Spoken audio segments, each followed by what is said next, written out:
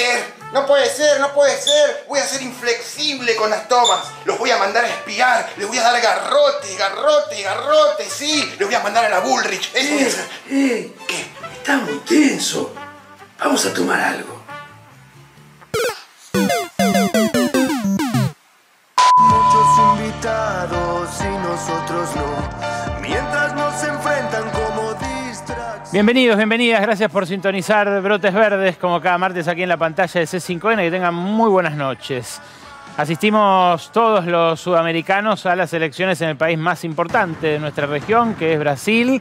Las seguimos en detalle y nos sorprendimos, en base a lo que decían las encuestas, por el caudal de votos que sacó el presidente Jair Bolsonaro.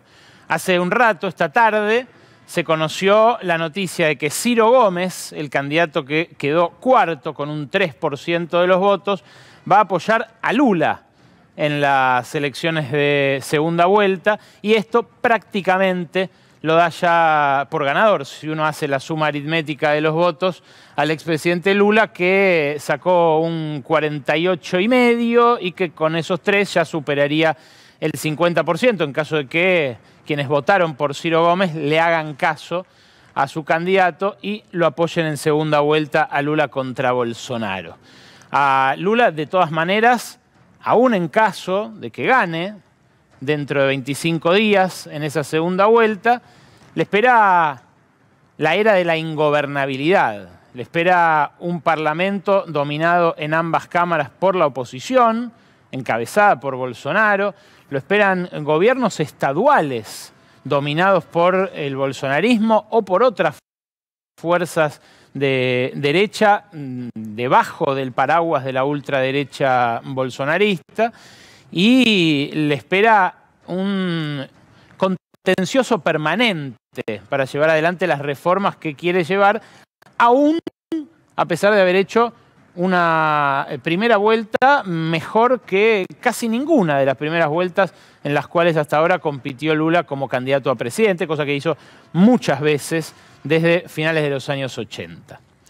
A Lula, además de un país difícil de gobernar, le espera un mundo muy hostil. La guerra en Ucrania está lejos de terminar, a pesar del retroceso ruso en el frente oriental, a pesar incluso también de las partes del territorio que está recuperando Kiev, con el apoyo de toda la OTAN, de todo Occidente. Y además, empieza a multiplicarse el foco de la guerra en toda Asia, mientras Europa entra en una recesión que no sabemos cuándo va a terminar. Hace 3 horas, Corea del Sur y Estados Unidos lanzaron 4 misiles al mar de Japón en respuesta a lo que ayer ocurrió con una prueba balística de un misil norcoreano que sobrevoló el espacio aéreo japonés y terminó impactando muy cerca de Japón, con la consiguiente alarma, por supuesto, que generó en ese país, y en Corea del Sur, que todavía está en guerra desde los años 50 con Corea del Norte. Esto, insisto, empieza a expandir los horizontes de la guerra y a establecer un nuevo foco de tensión, mientras el otro todavía no se apagó. Y esto tuvo además un prefacio muy inquietante esta misma semana, que fue la explosión del gasoducto Nord Stream 2. El gasoducto que une Rusia con Alemania, sospechosamente, el miércoles de la semana pasada, tuvo un par de explosiones. Después confirmaron que esas explosiones en el mar Báltico habían sido intencionales.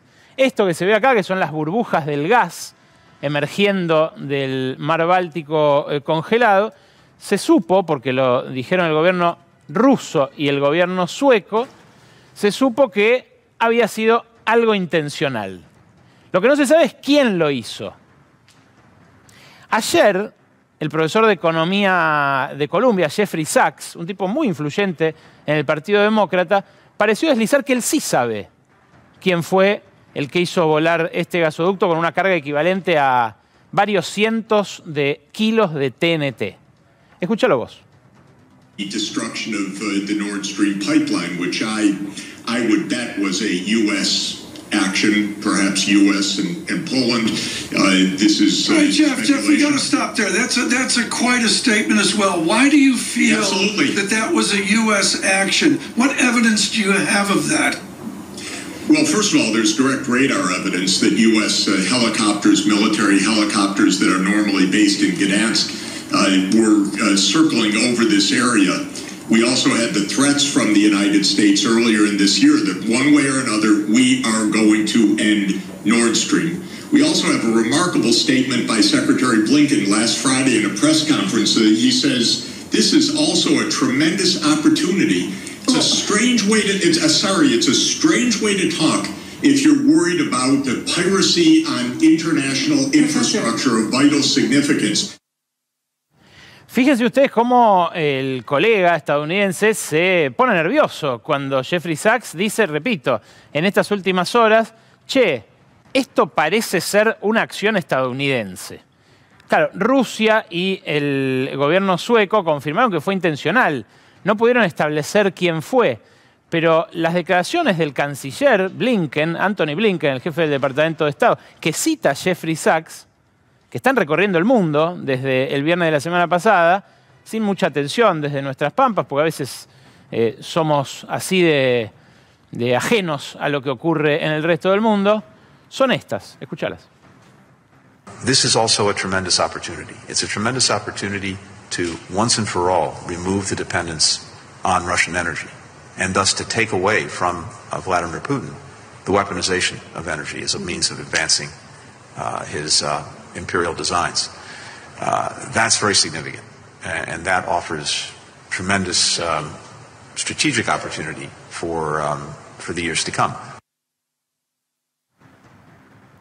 Ustedes saben que yo estuve en Alemania la semana pasada y la sensación que me quedó de cómo se está desarrollando la guerra es que Estados Unidos ganó en toda la línea. Estados Unidos le está proveyendo armas a Ucrania, le está vendiendo armas al resto de Europa que a su vez se las dona a Ucrania. Le está vendiendo a toda Europa continental y también a Gran Bretaña el gas que le tuvo que dejar de comprar a Rusia. Primero porque Rusia interrumpió los envíos como parte de la guerra, de su invasión de Ucrania, y después por las propias represalias que la OTAN decidió imponerle a Rusia. Entonces, Estados Unidos ganó con todo lo que viene ocurriendo hasta ahora durante el año. Y ahora, además, se convirtió en una especie de aspiradora de todos los capitales del mundo que se van para Estados Unidos porque Estados Unidos subió la tasa de interés en 6 meses, como no lo había hecho en 40 años, le ofrece más rendimientos en dólares a quien se vaya allá y, entre otros países, se van de acá los capitales. Con la salvedad de que en Estados Unidos se perfeccionó durante la pandemia algo que ya empezaba a atisbarse antes, que es una especie de sistema financiero offshore dentro de su propio sistema financiero. Esto que ustedes ven acá es un informe del Instituto de Estudios de Políticas, el Institute for Policy Studies, un instituto progresista estadounidense vinculado al Partido Demócrata, que lo que marca es esto, que cada vez hay más estados de Estados Unidos, enumeran 13 concretamente, que no comparten información fiscal con otros países, cómo ayudan a los ricos del planeta a ocultar sus fortunas. Esto obviamente exacerba la desigualdad mundial y pone de vuelta en tensión al mapa geopolítico, que incluye a Latinoamérica con Lula a la cabeza como protagonista, pero que también nos incluye a nosotros. Y en ese contexto es que la semana pasada se conocieron los datos de pobreza. Lo que vas a ver ahora es impresionante porque la pobreza se puede medir por semestre, que es lo que hace el INDEC, o dentro del semestre por trimestres. Para esto hace falta hacer un determinado procesamiento de la base usuario que publica el INDEC y lo que vas a ver es realmente escalofriante. Antes, el contexto argentino es un contexto en el que en los últimos 5 años el salario no para de perder terreno.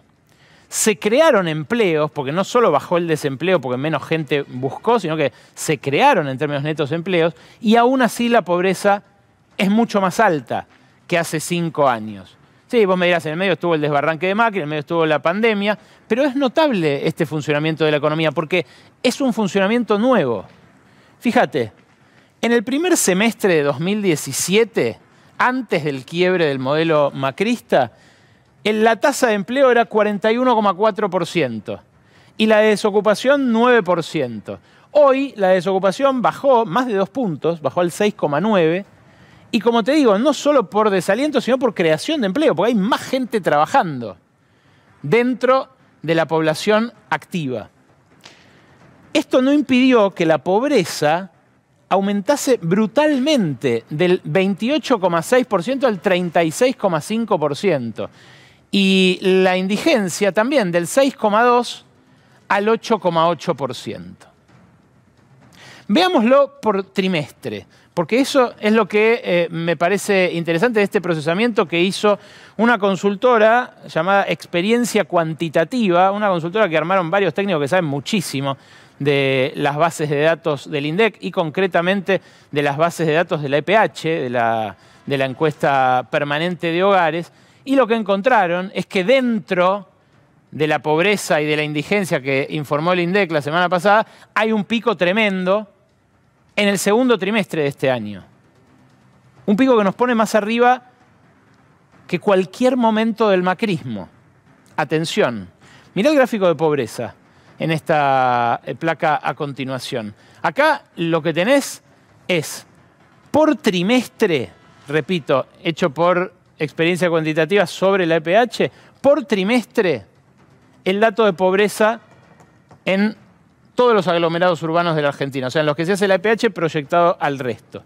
Fíjate vos que en este último trimestre, el que dio 36,5 de pobreza, el semestre dio 36,5, eso incluye, promedia, un primer trimestre con 34,1 y un segundo trimestre con el 38,9%. Ese 38,9% es inferior a la pandemia, pero es superior a todos los niveles que tuvo el macrismo. Acá, cuando entrega el poder Macri con 38,3%, era el cuarto trimestre. Siempre los trimestres pares tienen más cantidad de pobres, más proporción de pobres, porque no se percibe el aguinaldo. El aguinaldo se computa en el primero y en el tercero. Ahora, esa suba que tuvo entre el primero y el segundo de este año, del 34,1 al 38,9, es una suba preocupante porque además se da previo a la disparada de precios que hubo en julio, en agosto y ahora sabemos también en septiembre. Repito, no había un nivel de pobreza mayor en ninguno de los trimestres de Macri.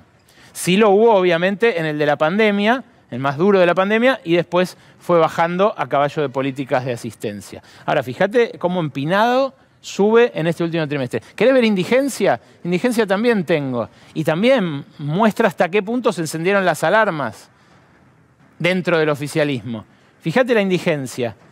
El segundo trimestre de este año, el gobierno ya se alarmó por el hecho de que subiera de 8,2 a 8,8 en promedio.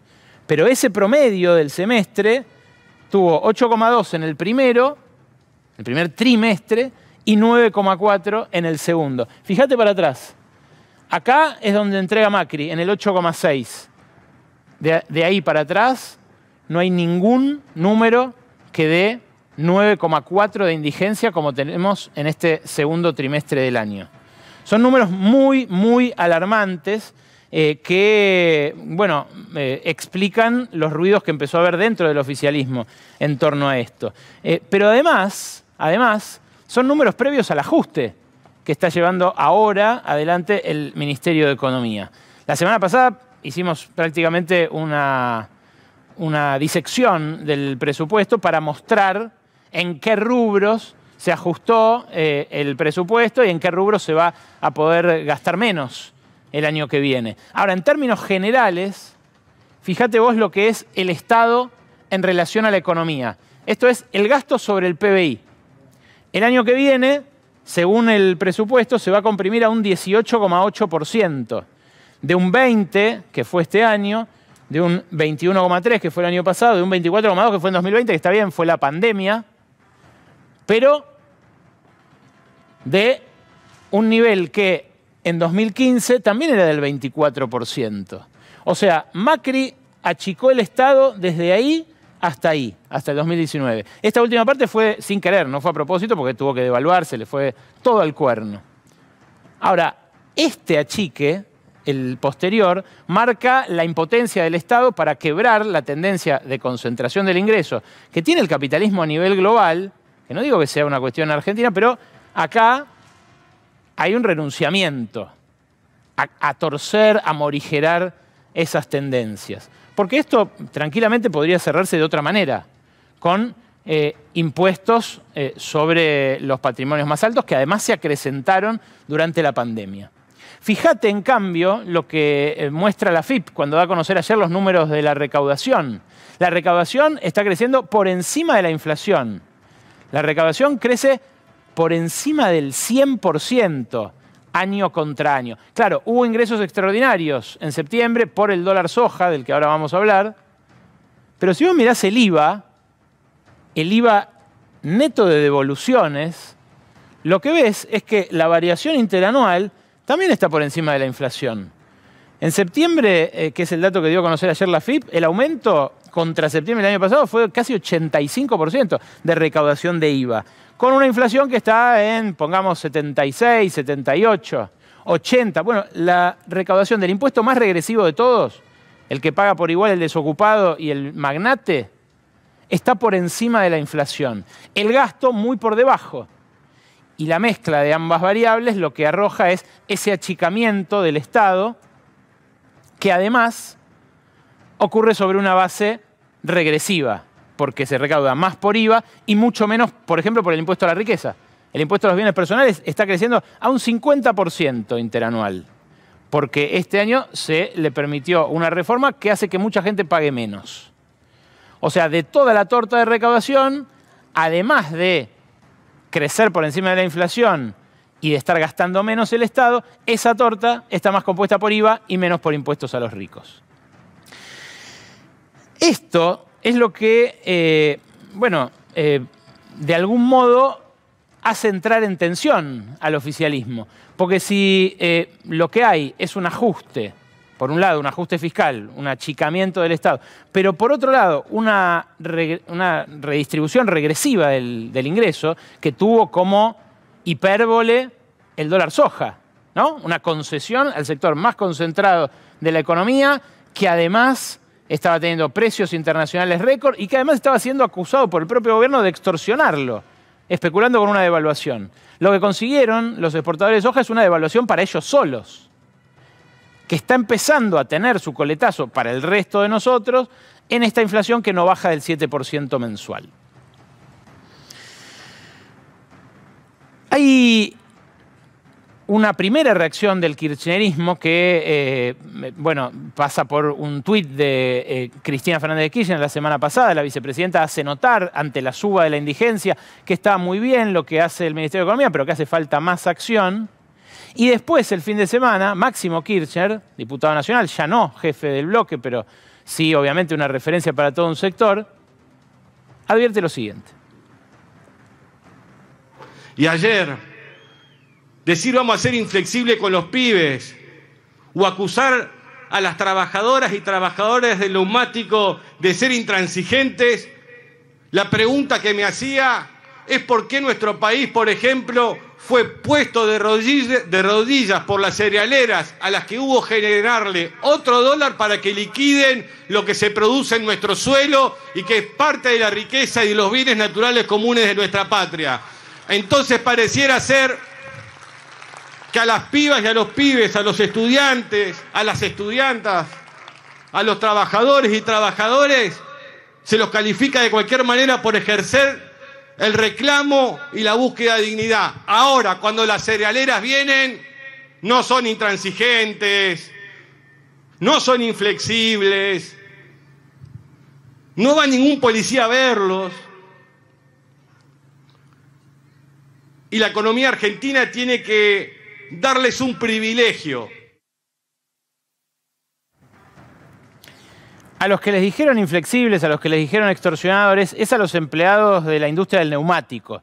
En minutos va a sentarse acá a conversar a fondo con nosotros Alejandro Crespo, el secretario general del SUTNA, el Sindicato Unido de Trabajadores del Neumático de la Argentina, que obtuvo una importante conquista en su paritaria, que fue garantizarse para el próximo año un 10% de mejora en términos reales de sus sueldos. Es decir, que los sueldos superen la inflación, además de compensar lo que perdieron en el último año por el aumento desbocado que tuvieron los precios. Ahora, esta es la realidad de, por ahora, muy poquitos. La realidad general de los trabajadores en la Argentina es esta.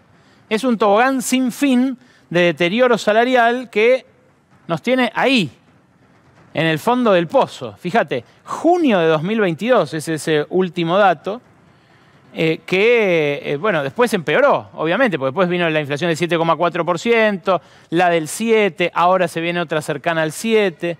Fíjate, ese 81,8% es el que estaría un sueldo, si suponemos que en agosto de 2017 era de 100. O sea, estamos 20 puntos abajo de la mitad del gobierno de Macri, estamos igual que en diciembre de 2019, cuando era 80,5, y estamos muy por debajo de febrero de 2020, después de las sumas fijas que decidió dar el gobierno de Alberto Fernández apenas asumió, de Alberto Fernández y Cristina Fernández de Kirchner. Este ajuste salarial es un ajuste salarial que, la verdad, no está teniendo una respuesta demasiado airada. Hay mucho en la crónica diaria, periodística, en los portales, en los diarios, en los canales, mucho foco puesto en la conflictividad, en que están desbocados algunos reclamos salariales, en que extorsionan, en que bloquean, en que hay que reprimirlos. Ese es el subtexto, ¿no? No lo dicen abiertamente, pero que hay que reprimirlos. Esto es lo que sugiere mucha gente. La semana que viene va a haber un coloquio, el tradicional coloquio de ideas, ya van casi 60 coloquios, justamente desde los años 60, cuando se empezó a hacer esto en Mar del Plata, y el coloquio se titula Ceder para crecer. Ceder para crecer. Es un coloquio de gerentes, en general. Antes iban empresarios importantes, ahora no van tanto, van más gerentes a intercambiar tarjetas, en algunos casos a arrimarse a la prensa, a hacer algún negocio. Pero la pregunta es, ¿quién tiene que ceder para que vuelva a crecer la economía argentina? Porque los salarios vienen cediendo como locos. Una pista la dio Gabriel Rubinstein, que es insospechable de izquierdismo, ni de centroizquierdismo, ni de kirchnerismo. Es un tipo de la City, que incorporó Sergio Massa como viceministro de Economía. Rubinstein, en 50 segunditos en el Congreso, lo puso muy claro, de la siguiente manera. Es fácil decir, bueno, hay un fuerte atraso salarial porque los salarios están 20 o 25% más bajos que alguna época reciente. Es fácil decir que hay atraso cambiario porque hay una brecha del 90-100%, entonces parece evidente. Y es fácil decir que hay un atraso tarifario cuando las tarifas son 20 o 30% del costo, ¿no?, de producción. Ahora, es difícil decir que está todo atrasado al mismo tiempo, porque por un tema algebraico. Sin embargo, hay algo que sí está adelantado a nivel macro, que serían como lo que llamamos como un residuo, que básicamente serían como los márgenes brutos empresariales, que han quedado altos en general. Hay que buscar la manera de ser eficiente y que los márgenes generales de las empresas vuelvan a lo que eran un par de años atrás, o 3, o 4, 5, 6, porque se han desfasado, se ha hecho una cuestión muy desordenada en ese sentido. Repito, Rubinstein no es ningún izquierdista, pero lo que dice está basado en los balances que publican las empresas líderes de la Argentina en la Bolsa de Comercio. Los tiene la Comisión Nacional de Valores, solo hay que ir a verlos. En este procesamiento que tenemos para compartir con ustedes, que hizo Pablo Manzanelli para el Centro de Investigación y Formación de la República Argentina, se ve clarísimo, se ve muy nítido esto que dice Rubinstein. Fíjate, por ejemplo, Aluar, la empresa hermana melliza de FATE, que es propiedad de Javier Manes Quintanilla, el mismo patrón de FATE. Ganaba en 2017 un 13,7% de sus ventas. Esa era su utilidad neta sobre ventas. En 2019 cae al 2,8. En 2020 pierde guita, 3,4. Pero en 2021 sube al 17,5 y mantiene en los primeros meses de este año una rentabilidad del 16%. Repito, brutalmente superior a la que tuvo en años anteriores. Parecida a la que tenía a mediados del macrismo, pero más alta. Fíjate lo que pasa con Ternium, de Techint. Es la línea verde. Tuvo rentabilidades altas en general, pero ahora tiene una rentabilidad récord del 35% sobre ventas. La línea roja es Arcor, que produce un montón de los alimentos que comes, seguramente. Fíjate, perdió guita por segunda vez en su historia en 2018, 6,2% negativo. Pero después, 3,3% en 2019, 5,7% en 2020 y ahí el salto. 2021, año pospandemia, triplica, 15,7%. En los 6 meses de este año, 23,2%. Vos que tenés un negocio, una pyme, ¿ganás el 25% sobre ventas? No, ¿no? Bueno, ellos sí.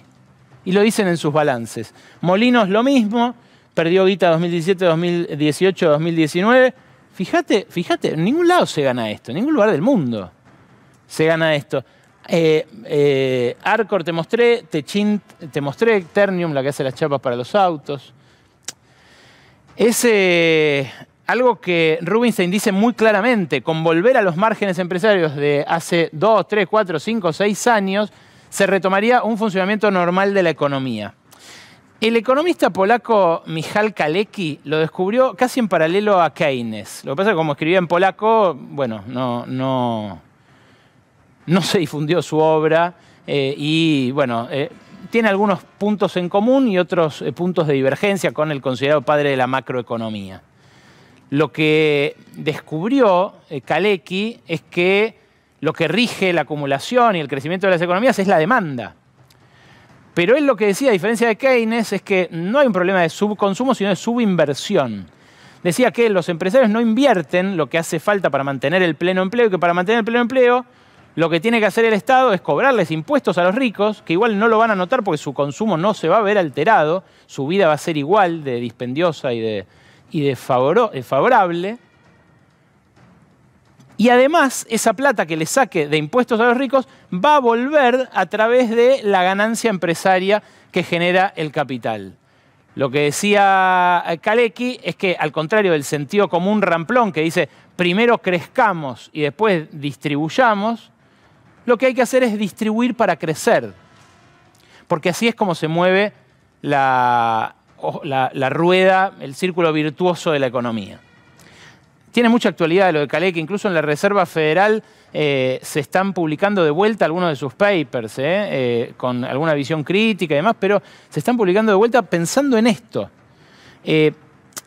Esa devolución de lo que se le saca a los trabajadores tendría que ser, según él, en forma de servicios públicos, no de planes de empleo, de lo que hace el Estado para mantener el buen nivel de vida de la población.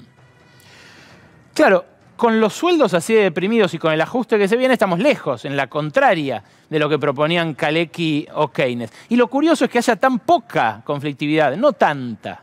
Este estudio lo hizo el Centro de Estudios sobre Trabajo y Distribución, el CETID, que es un centro de estudios que fundó Carlos Tomada, que funciona en el IDAES, en la UNSAM. Y acá tenés el promedio semestral de conflictos con paro. Fíjate, en los años que más conflictos con paro hubo fueron 2013, 2014, 2015, los años en los que se peleaba por el impuesto a las ganancias. Después, con Macri, con la suba del desempleo, bajaron violentamente. Y esto lo decía Kalecki. Nunca va a haber pleno empleo porque lo que quieren los empresarios es que haya desempleo para disciplinar a los trabajadores. Si hay pleno empleo, se envalentonan y hacen como lo del Sutna. Piden más. Bueno, fíjate, el repunte que hay después de la pandemia ahí es apenas marginal. Estamos en un nivel bajísimo de conflictividad laboral, lejos de lo que dicen las tapas de La Nación a cada rato cuando pasan lista de los piquetes y demás. ¿Qué más dice este informe? Es muy interesante. Dice que en 2022 se registró el récord de convenios colectivos de trabajo con cláusulas de paz social. esto marca el compromiso de los sindicatos para evitar medidas de fuerza, no para generarlas. Dice el mismo estudio que por cada día de paro hay 2 días de otras medidas que no interrumpen la producción para intentar sentarse a dialogar, que es lo que en muchos casos los empresarios no aceptan hacer. No pasa solo acá. Ayer hubo un incendio en el almacén más grande de Amazon en Nueva Jersey, que acaba de ser sindicalizado. En ese incendio hubo gente que respiró humo, hubo amontonamiento y terminó habiendo una huelga. ¿Por qué Amazon? Ustedes lo saben porque entrevistamos a uno de los jefes de su nuevo sindicato. Está empezando a sindicalizarse. Y fíjate, lo cuentan en los medios norteamericanos como algo excepcional. Hicieron una sentada de 1 hora en la sala de descanso y ahora mismo están haciendo una marcha sobre el jefe. Es una traducción medio neutro, pero del inglés original de este tuit. No lo saben los grandes empresarios que muy probablemente no hayan leído a Kalecki, pero quizás los empleados de Amazon y los empleados del sindicato del neumático estén haciendo más porque ellos vuelvan a ganar dinero y porque la rueda del capitalismo siga girando, que sus gerentes que se reúnen en Mar del Plata para decirles que los que tienen que ceder son otros, los que ya vienen, los que ya venimos cediendo durante estos últimos 5 años.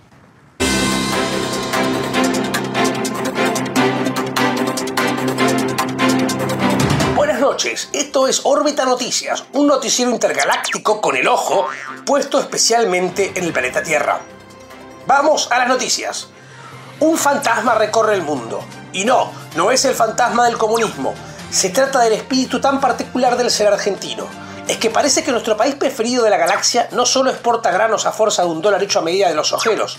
No, parece que el mundo poco a poco empieza a parecerse a la Argentina. Fíjense, por ejemplo, en Irán. Allí se multiplicaron las protestas luego del asesinato de la joven Mahsa Amini por no usar correctamente el velo islámico. En las últimas horas se han registrado protestas de jóvenes y hasta tomas de colegios. El ayatolá Jamenei dijo que va a ser inflexible contra los estudiantes. En cambio, el intendente de la ciudad de Buenos Aires dijo que va a ser inflexible contra los estudiantes. El líder supremo iraní culpó a Estados Unidos e Israel de fomentar las protestas, mientras que el líder supremo de la ciudad de Buenos Aires culpó al kirchnerismo de fomentar las protestas. El parecido es tal que hay quienes dicen que el régimen iraní está pensando en mandar las viandas escolares del gobierno de la ciudad para ver si las jóvenes no se quieren cubrir el rostro con el velo para no vomitar por el aroma pestilente que despiden los sándwiches de paleta y queso rancios. La argentinización del planeta Tierra no se detiene allí. En el Reino Unido no les basta con tener un heredero que tiene las manos hinchadas de rascarse las bolas por no hacer nada, igualito que en Argentina. Tampoco de haber sufrido una crisis política descomunal porque su máximo líder haya realizado fiestas durante las severas cuarentenas de la pandemia, igual que en Argentina. Ahora también la primera ministra Liz Truss tomó como inspiración al presidente argentino en su primera gran medida de gobierno. Con apenas un mes en el cargo, la primera ministra británica Liz Truss y su ministro de Finanzas han tenido que pasar por la humillación de comunicar que dan marcha atrás a su plan fiscal anunciado el 23 de septiembre. Y finalmente, Argentina exportó a su principal socio comercial un producto regional, la grieta. Las elecciones en Brasil terminaron con un ajustado resultado entre Lula y Bolsonaro, y el próximo presidente se va a definir en segunda vuelta. Y claro, una grieta es como una caja de Pandora. De ahí adentro puede salir cualquier cosa. Lula, seu lugar é na prisão. Eu tenho 70 anos. Não quero comunista no Brasil. Presa. Y como ocurre solamente en Argentina, hay un solo ser humano capaz de querer en vano tratar de cerrar la grieta: el Pichichi. Bolsonaro, verdad, siempre hace referencia a Venezuela, Nicaragua, la Argentina, y yo ya le he dicho varias veces, cortala, dicho que Argentina comunismo. Pichichi, no conviene frenar la argentinización del planeta. Fíjate que dentro de poco viene el Mundial, y si todos los países son Argentina, bueno, vos me entendés. Nos despedimos con el pronóstico para la semana que viene. Si van a viajar a la Tierra, no se hagan problema con el aterrizaje. Todos los caminos conducen a Argentina. Soy Hugo Neptuno y esto fue Órbita Noticias.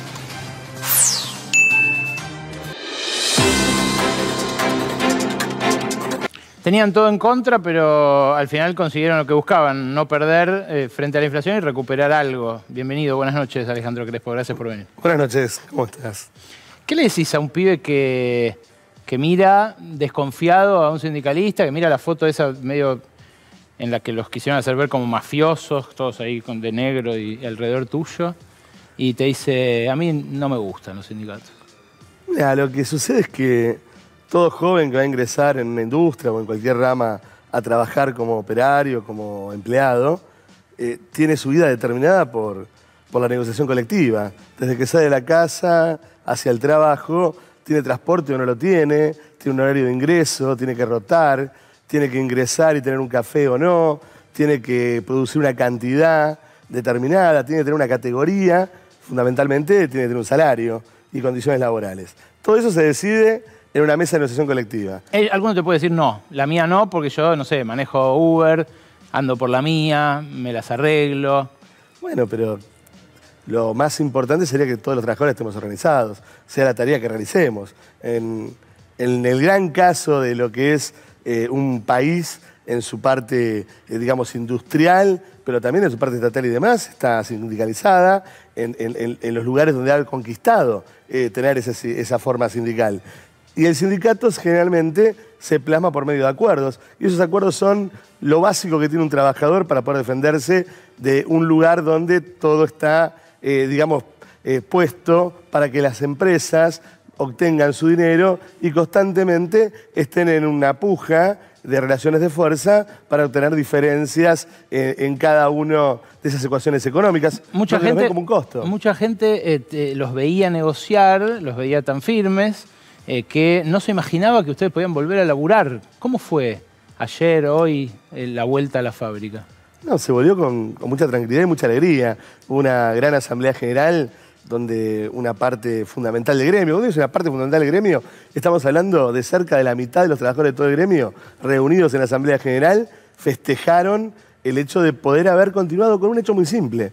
Venimos desde el 2016 mejorando año a año el poder adquisitivo. Y el interrumpirlo era señal de que no íbamos a continuar en esa ruta. Por lo tanto, el mantener una brecha ascendiente, o sea, ir en una línea donde vayamos mejorando por lo menos de a poco nuestro poder de compra y por lo tanto a la vez, porque también hay una relación inmediata, Cuando uno tiene un salario mejor, tiene mejores condiciones laborales. Yo no he visto lugar donde se caigan los salarios y mejoren las condiciones laborales. Entonces, en esa búsqueda de ambas cosas, del respeto dentro de planta, pero también de poder llevar a la casa lo que uno necesita después de haber trabajado, se ha festejado una mejora. Y se ha entrado dentro de las plantas, yo creo, con más predisposición que antes, porque ahora sabemos que hemos tenido, que de alguna manera, luego de una gran lucha, pero ser respetado por las empresas. O sea, ¿vos no querés que las empresas sean administradas por los operarios, por vos, por un comité de fábrica? Ustedes tienen sus reivindicaciones, pero no es que las quieren expropiar.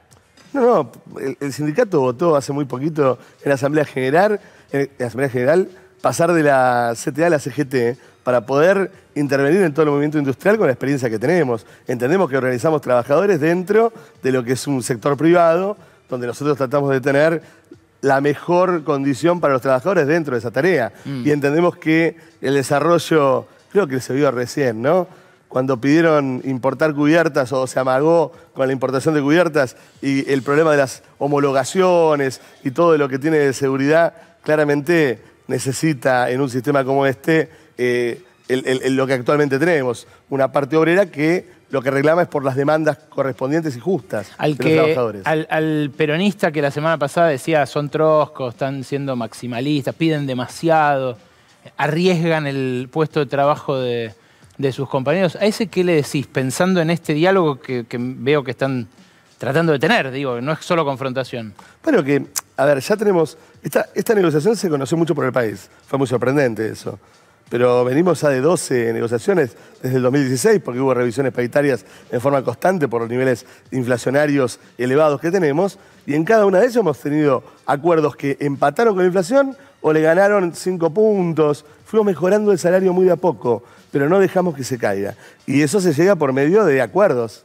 Así que este es un acuerdo más. Lo que nos sorprendía es que esta vez las empresas no llegaron a un acuerdo.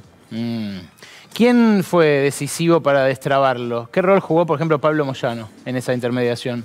Creo que lo decisivo para destrabar este conflicto fue la decisión consciente de unidad de todos los trabajadores. El aguantar durante 6 meses, y te digo un factor más, la familia de los trabajadores, que sabía que ese compañero que estaba peleando tenía que ser respaldado. Y en vez de demandarle que termine con el conflicto, se lo apoyó cada vez más, porque sabían que dependía la calidad de vida de cada una de esas familias de cómo finalizara. Sí, en el final nos pareció positivo algunos ingresos, otros no tanto. El de Moyano nos pareció correcto y lo reivindicamos, el hecho de que una CGT cerrada haya venido a intervenir en forma positiva.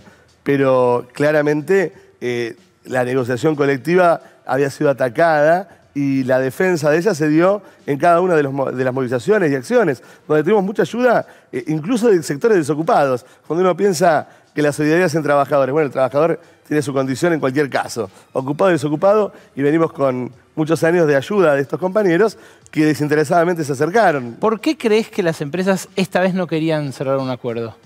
Yo creo que querían cortar con esa cadena ascendiente que venía de muchos años y que creyeron... ¿Pero era solo para ustedes o era un mensaje a todos los demás trabajadores diciéndole no levanten la cabeza así? Ellos deben haber visto la oportunidad de que iban a tener un gobierno que no iba a presionarnos a nosotros para... no iba a presionarnos, digo, a nosotros para llegar a un acuerdo beneficioso para las empresas, un retroceso, y intentaron constantemente hacerlo. Yo me imagino que la idea era que estos trabajadores no van a durar un mes más, y luego lo tenían que decir otra vez más, y luego lo repetían otra vez más, hasta el momento donde ya no era tolerable, y donde la situación del país se volvió grave porque había falta de cubiertas, porque lo hicieron en un momento donde ya faltaban. Entonces, para mí las condiciones que se habían... O sea, los que extorsionaron a la población fueron ellos, decís vos. Pero claramente, si nosotros pedíamos en total un reclamo salarial de máxima, ¿no? Que reunía 20 puntos, y las empresas habían tenido una suba en 6 meses de 80% de valor de cubierta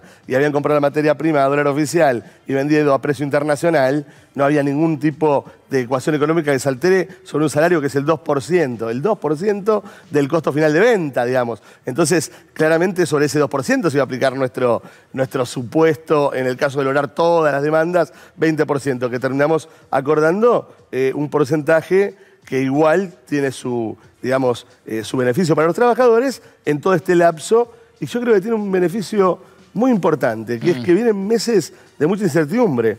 Pero ustedes lograron indexar de algún modo el sueldo porque es lo que dé la inflación más un porcentaje. Claro, los meses más complejos, que son los que no llegamos a ver por la proyección del REM, donde nosotros estamos en cada uno de los lugares por arriba de la inflación, o sea, llegamos a diciembre con 51% desde julio, los 6 meses. Eso da por arriba del REM, luego 63 en febrero, que también da por arriba del REM, y posteriormente se pone en forma indexada, automática, y al finalizar la conciliación, el periodo pautado, 10 puntos porcentuales más. Esto garantiza atravesar un momento complejo y sabiendo que van a estar mejor los compañeros. Ahora te quiero preguntar algunas cosas de política nacional también, pero quiero que lo introduzcamos con el informe de Gaby Vulcano. Bienvenida, Gaby, buenas noches. Vamos a hablar de la oposición hoy concretamente. ¿Qué hay detrás del cruce de Facundo Manes con el PRO, puntualmente con la figura de Mauricio Macri? ¿Se viene la tercera vía? Bueno, en algo de eso está Facundo Manes, y eso fue lo que también enojó tanto al PRO, más allá de los cuestionamientos que hizo puntualmente hacia Macri, puntualizando que su gobierno había espiado a dirigentes de Cambiemos y había también hecho, de alguna manera, deslizado que tendría que dar un paso al costado. Vamos a ver un tape donde justamente habla de este tema y después les contamos qué pasó después. Creen que el radicalismo, y vos como parte del radicalismo, son neopopulistas. ¿Quién cree eso? Bueno, Macri es uno. Macri tiene que reflexionar porque en su gobierno él tuvo populismo constitucional. hubo operadores que manejaban la justicia, que influían en la justicia. Eso es populismo institucional. También hubo datos de evidencia que se espió a gente incluso de su gobierno. Esas palabras enojaron muchísimo al PRO, que fueron distintos dirigentes de ese espacio político contestándoles, pero también enojó a la Unión Cívica Radical, partido al que él pertenece. Desde la UCR Nacional sacaron un comunicado de alguna manera cuestionando esto, desde la Unión Cívica Radical de la provincia salieron a bancarlo, pero ¿qué es lo que enojó tanto? Lo que enoja es que hay algunas sospechas de que Manes quiere hacer un armado de una especie de tercera vía, de una avenida del medio renovada, algo que ya conocemos, con figuras como el gobernador de Córdoba, Juan Schiaretti, con Juan Manuel Urtubey, con Emilio Monzó, con algunos gobernadores peronistas como Omar Perotti. Hay una especie de sospecha detrás del radicalismo y también del PRO que esto se está queriendo armar. Ahora, Gaby, ¿por qué no podría ir el radicalismo detrás de Manes en pos de ese objetivo? ¿Qué les parece poco atractiva la idea por lo mal que le fue a anteriores experiencias de este tipo de terceras vías? Bueno, eso primero significaría romper con Juntos por el Cambio, algo en lo que no están pensando ahora. Pero además, con un poquito de malicia, algunos de los dirigentes que están pensando en este armado dicen, antes no funcionó porque estaba Sergio Massa. Bueno, que ahora funcionaría sin Sergio Massa, obviamente, por lo menos eso es lo que ellos dicen, y que hay que pensar en un escenario alternativo para 2023 en caso de que no lleguen bien las relaciones entre los radicales y entre el PRO, y sobre todo teniendo en cuenta en que todavía está la posibilidad de que se eliminen las PASO. Si se eliminan las PASO, algo que no quieren en Juntos por el Cambio, sospechan que podría haber una dispersión de algunos de los dirigentes de esta coalición opositora y que podrían ir a un armado que rompa con la polarización de la que tanto se habla. Y Facundo Manes viene con un discurso que va en ese sentido, sobre todo, incluso vino diciendo, y lo repitió en esta entrevista, diciendo queremos convocar a un sector de la sociedad que está en silencio, que está callada, pero que no quiere ni al kirchnerismo, ni al PRO, no quiere la grieta, y bueno, ahí podría ir él, y por eso decíamos que esto es lo que enojó tanto, más allá de que obviamente sus palabras contra Mauricio Macri, que no son nuevas, y que te digo algo más, No, Ale, fueron duras, fueron especialmente duras. muchos en el radicalismo comparten, Claro. pero dicen, bueno, se fue de boca y tuvimos que salir de alguna manera a tratar de unificar para que no se rompa Juntos por el Cambio, por lo menos por ahora. Gracias, Vulcano. Qué buena información siempre nos trae, francamente, mi compañera. Después de cada frase, detrás hay una conversación, hay un dato, un off the record. ¿Vos querés ser candidato a algo, Alejandro? Por ahora, la situación de dirigir el gremio neumático se nota que está bastante compleja y nos dedica más de 24 horas. Después de este conflicto, quiero hay mucho que decían... ser candidato y de vacaciones, más que nada. Bueno, merecidas si fueron 6 meses de negociación. Pero muchos decían se quiere hacer conocido con el conflicto del neumático. Un poco, la verdad que como por tu condición de izquierdista, ¿no? De militante del Partido Obrero, lo decían.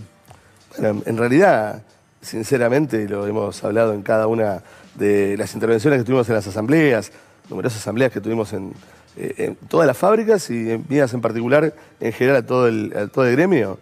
Lo que decíamos es que nosotros queríamos acordar lo antes posible. Siempre fue nuestra intención. Empezamos con paros de un turno por semana. ¿Sabes una cosa antes de esto? Sí. Cuando estábamos organizándonos para mostrar a la empresa que teníamos fuerza, hacíamos acciones cuando había conciliación obligatoria que no paraban las máquinas. Le llamábamos ruidazo. A una hora determinada, en un minuto exacto, golpeábamos todas las máquinas haciendo ruido para que vean lo organizado que estábamos, para que no entren en el conflicto. Y pusimos hasta una cuenta regresiva de los días que quedaban. Y luego, posteriormente, hicimos todas actividades innovadoras, vivorazos, que era ir recorriendo los sectores y juntando gente para moverse adentro de la planta y mostrarle el enojo de los compañeros para advertir. Estos movimientos, si uno lo ve en otro campo, no son advertencias que uno da para decir no lleguemos. Todas estas acciones fueron constantemente hechas para no llegar. Ahora, una vez que se ataca al conjunto de los trabajadores, que aparece encima el gobierno también atacando y demás, y dicen, se está endureciendo. Y claro, tenemos que defenderlo con toda la fuerza que hay, y los trabajadores la hemos construido durante toda la organización previa. El tener al Citrabor, que es el gremio de Brasil, apoyándonos nosotros cuando venían las importaciones, diciendo, ojo, que si importan cubiertas podemos parar América. Sí. El hecho de haber pedido entrar a la CGT para después poder decirle a la CGT, tienen que meterse. El hecho de tener una alianza con los compañeros desocupados para que estén con nosotros. El hecho de tener tanta información constante entre trabajadores y sindicatos para que estén informados todo el tiempo. Cada una de las cosas que se fueron realizando fue para prepararlas para no usarlas, como hace cualquiera que tiene precaución. O sea que no es que tu estilo de negociación o el cierre de esta paritaria tenga que ver con tu extracción partidaria o ideológica, sino con un método. Digo, porque los bancarios que consiguieron 94% de aumento la semana pasada están dirigidos por un radical K como Palazzo, pero un radical, y los camioneros por un peronista. Digo, vos sos de izquierda y no tenés nada en común partidariamente con ellos. ¿Qué es lo que hace que ustedes negocien buenos sueldos, además de las industrias donde están? Bueno, nuestro salario para este año, estábamos revisando los números, y si fuera enero o de diciembre, tiene que dar arriba de 107 la inflación real para empatar a lo que hemos sacado. Así que tenemos un buen camino con el salario. Ahora, lo que vos decís también hay que razonarlo de forma profunda, porque se consiguen con diferentes métodos los resultados. Pero los métodos que creemos, los que sí pertenecemos al clasismo, y en eso nos consideramos claros, en que entendemos que peleamos desde ese ángulo, entendemos que tenemos ciertas reglas para poder tener relación de fuerza, que no vale utilizar algunas otras que no coinciden con nosotros. Por ejemplo, no tenemos acuerdo con el gobierno, no tenemos acuerdo con ningún gobierno de turno, pero sí tenemos alianza con otros sectores de otros países, de gremios como el nuestro, tenemos toda esta estructura de comunicación con los trabajadores, la asamblea con gimnasia para que los compañeros sepan exactamente dónde estamos, los compañeros informados. Nosotros llevamos por ese camino, creemos que es el más constante. Gracias, Alejandro, por venir. No, por favor. Gracias. Un hecho final. Sí. Quiero agradecer a través tuyo a todos los medios que se portaron de manera correcta durante este conflicto. Muchas gracias. Gracias a vos por venir. Y a ustedes los espero el martes que viene, como cada martes, aquí a las 23, para Brotes Verdes, este rincón de reflexión, análisis e información. Chau.